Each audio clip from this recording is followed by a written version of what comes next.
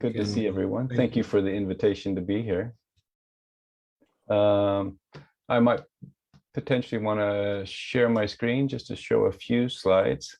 Wonderful to see so many here. My name is Mark Hopfenbeck.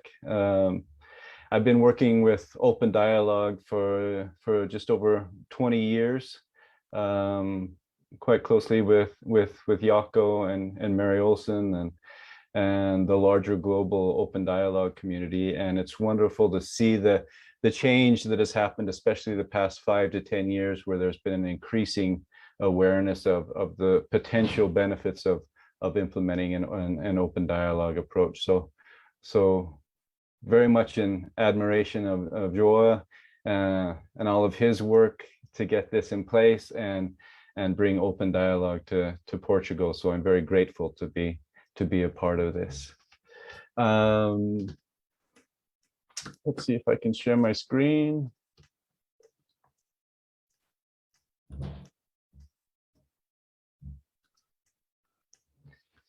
So just very briefly, I've been teaching a postgraduate program in Open Dialogue, network meetings, relationship skills for about the past 20 years.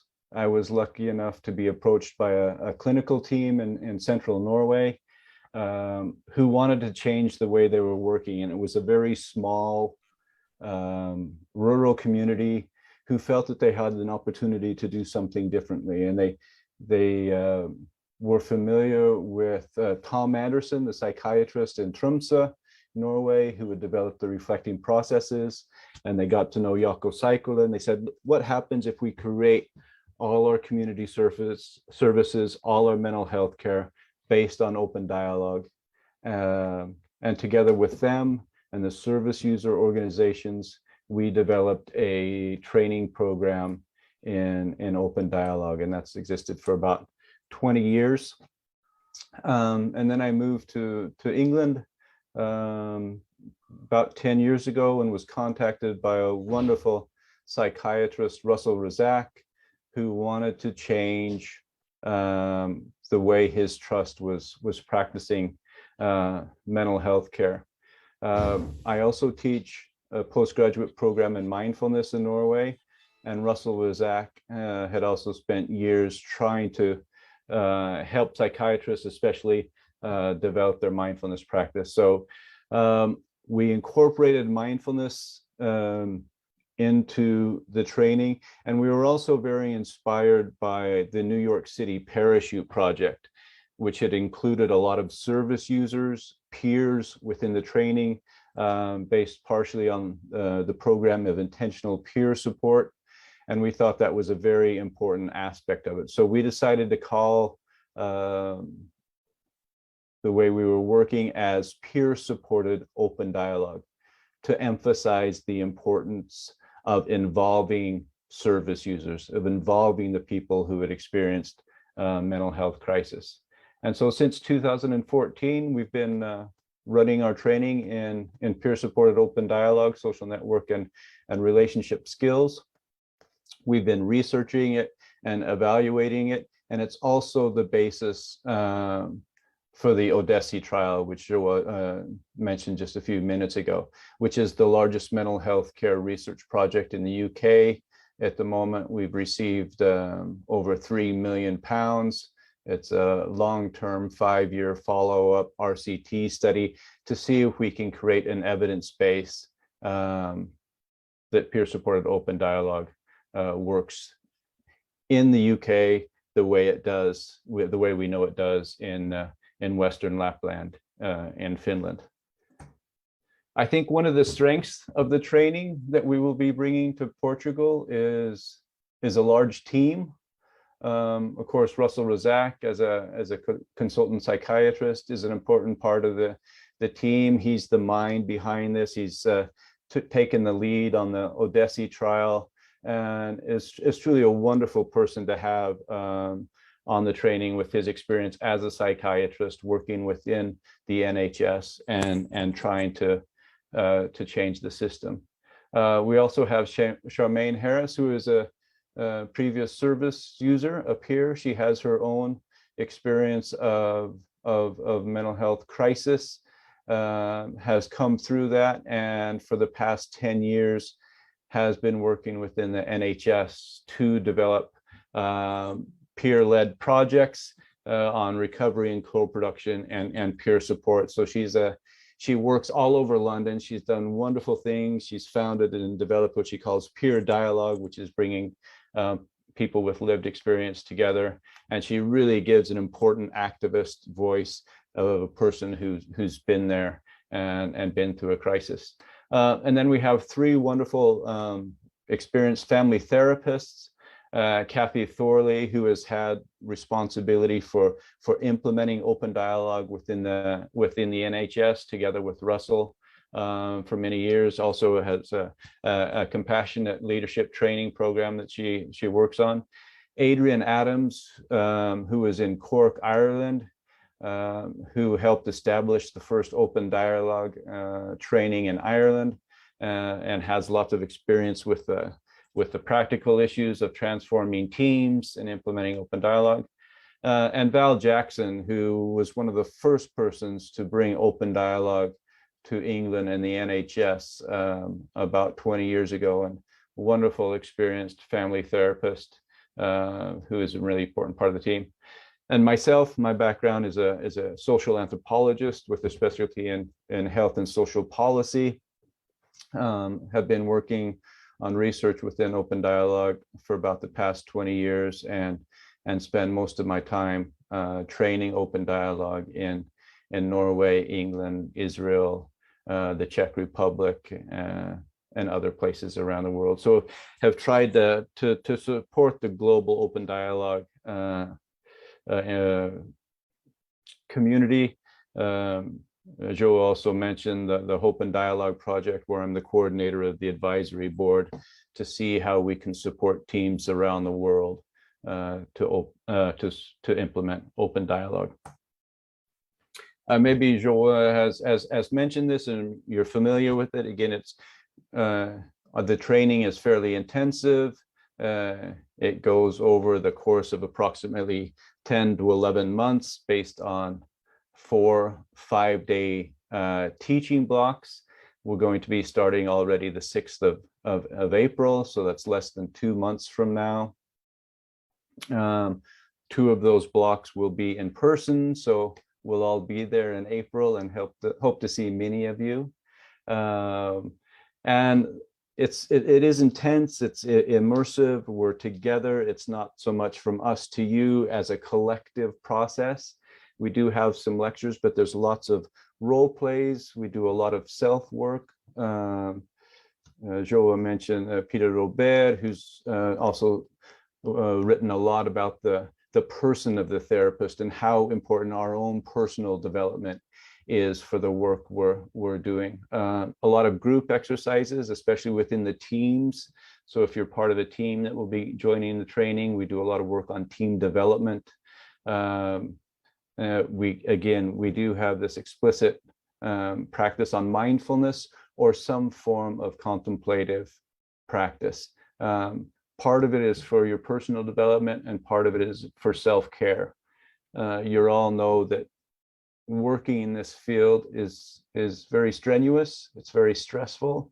It costs a lot to be therapeutically present and empathetic for persons that have experienced trauma and abuse and neglect. And so it's also important that we take care of ourselves, and mindfulness is also a tool that helps us take care of ourselves. So the teaching is only 4 weeks, and so there's lots of time between the blocks, where we will be encouraging you to read up on open dialogue. I, as a teacher, believe in reflexive writing. So there is a lot of writing exercises that you're writing for yourself, but also sharing with your colleagues. We hope that you will try to achieve a regular daily mindfulness practice within the teams, doing self-work. And then the primary goal of it all is to actually create pod practice on the ground, to work with your colleagues, to implement open dialogue, to to facilitate the service transformation that is necessary and able to practice open dialogue. And part of that is a form of supervision, which we call intervision, which we also teach and practice during the teaching blocks. Again, the people who have done the training say it's as much as a personal transformation as a professional transformation. And it is what you make it. We encourage the students to use it as a year for self-development, for personal growth. And so we start out with writing about what are our learning goals, what are our developmental goals, what do we want to achieve, where do we want to be in a year's time. And then we continue with writing an autobiography. Amazing how many mental health professionals have never written their own psychobiography, have never used hours and days to reflect on their own life history and the processes which have created who they are. And so we use time on that through an autobiography, but also about our own family histories. So we do a life cycle post, a family of origin post, looking at your genograms. We create social network maps, etc. So it's an opportunity to, again, to reconnect with your own personal history. And again, the strengths and the resources that come with having lived a long life. And we write about mindfulness and about our own learning and about our practice. And then there are some, at the end of each module, some larger writing exercises, a literature review, so understanding the theory and ethos of open dialogue, an essay on personal growth and development, so writing about your own personal journey, and then finally a case study analysis of your pod practice based on a video of you actually delivering pod practice, and then using the 12 key elements that Joa referred to earlier, and reflecting on how you actually practice pod, because that's the ultimate goal. That's what we actually want to do, is help you develop your practice towards peer-supported open dialogue. And of course, you'll not be alone. We'll be there for four weeks, more or less in person or online, but you'll get lots of support and guidance from Joa and Katya and Tatiana. And together it will hopefully be an exciting journey. We do have, we've made a short video, and I'll just show a little bit of it. Let's see if I can find it.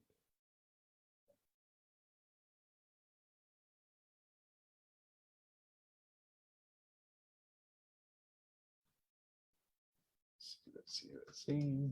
Let me go to this first.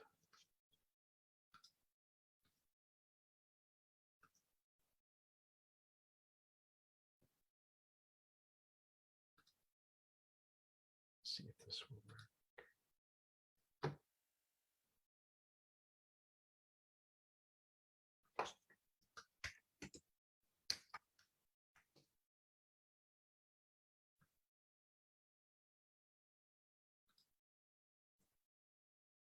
Can you see this?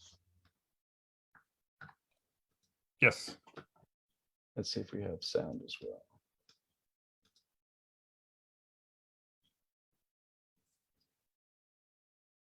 No sound, though. No sound? No sound.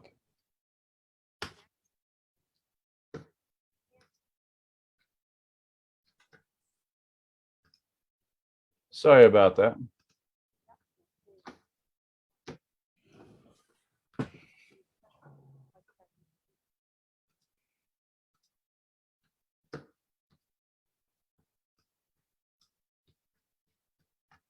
Let me try one more time. If not, we'll just.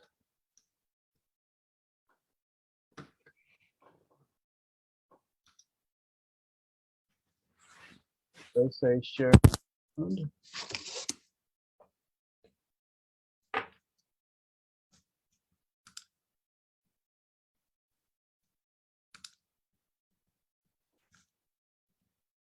you see this now?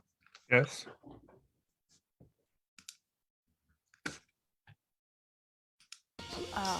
unpredictable but positive Sound is okay now. movement and trajectories in families that you can't really anticipate from the outset.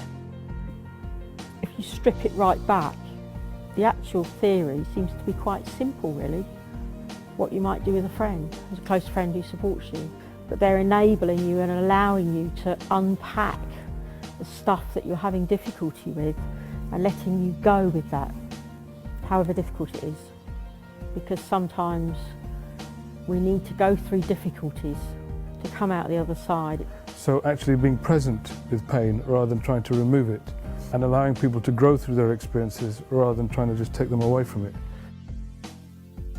Quite deep personal experience, which is both intellectually stimulating and emotionally, well, I suppose I'd use the term emotionally quite moving. It's been beneficial professionally and personally, and what's happened is there's more of a blurring of the boundaries between the professional and the personal, and actually allowing the personal to influence the professional. The way that these ideas and practices have allowed my own clinical work to blossom. And that's really what I want to, give other people. I feel myself very fortunate to be able to share my experiences, and that makes my work in teaching this very, very, very, very valuable for me. I think this course is an opportunity to be part of something that is going to change the way that we do mental health work. And I think it's a very exciting opportunity. Your satisfaction going home at the end of the day when you've had a network meeting, when you've connected with someone, is going to be sky high. You will feel a sense of achievement, you will feel like you've helped someone, and that's an amazing feeling. I'm doing something changing somebody's life.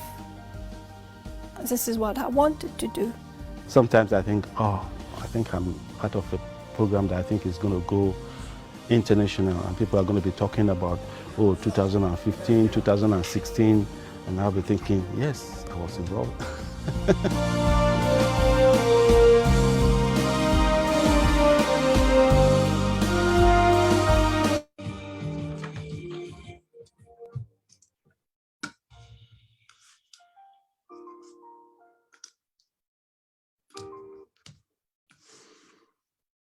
Okay, that's what I had. I'm here until the break. If there's any questions and answers, I'm happy to try and answer any questions.